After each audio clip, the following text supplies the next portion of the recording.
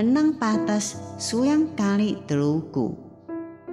太鲁阁主语有声圣经。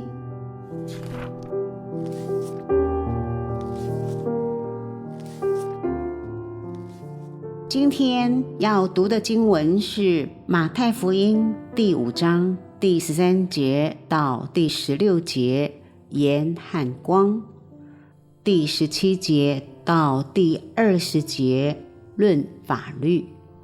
Batas matai 35 pah 33 kenai bitak 34 kenai letah ni jimu pah 37 kenai bitak 30 kenai tegesa Yesu ori gaya gelawa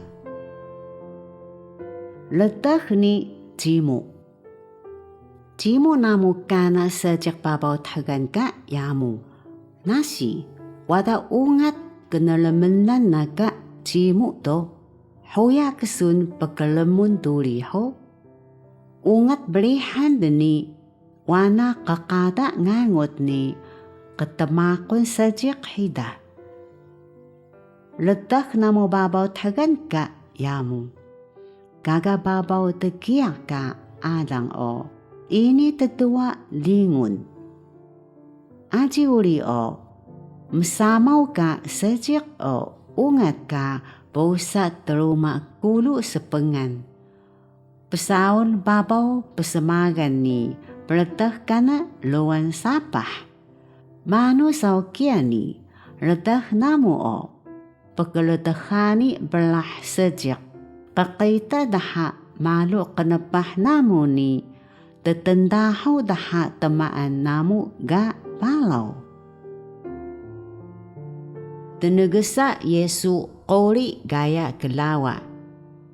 Yaku o pepekeungatmu gaya gelawa mo sini tenegesa dempuela kali ka yahanmu ia kesa lemengelung. Ajiku miah pekeungat.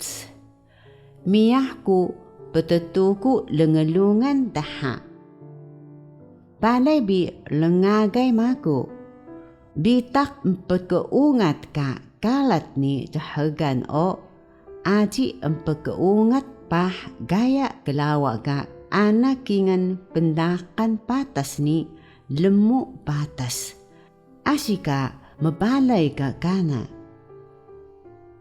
manu saw kia ni semelik kingan ana saw tegabilak balay nekari gaya gelawa ni temgesa tulisaw ni sejikun ka sejak ga keluan balau hiya o bilak balay kia ka kia ni kamapah saw ni temgesa saw ni sejikun ka sejak ga keluan balau hiya o balu balay kia do lengagay maku nasi namu ini pagkada dempeta patas ni deparisay balay bi kamapah lengelungan utuh balau o aji namo empetemay keluan balau